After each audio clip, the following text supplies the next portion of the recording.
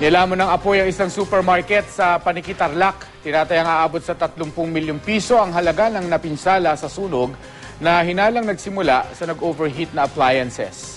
Makibalita tayo kay Roland Umangay ng GMA Dagupan. Pinalayo ang mga residente sa paligid ng isang supermarket na nilamon ng apoy sa Paniki, Tarlac.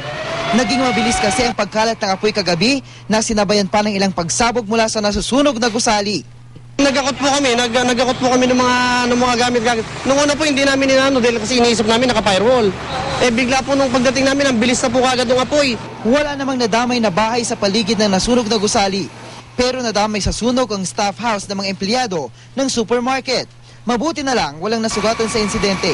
Umabot sa Task Force Delta ang sunog. Ibig sabihin, kinailangan ng tulong ng ibang bumbero sa mga karating probinsya.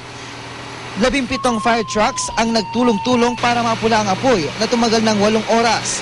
Dinirect namin ang pagpatay sa apoy, yung ilalim nagre-rekindle.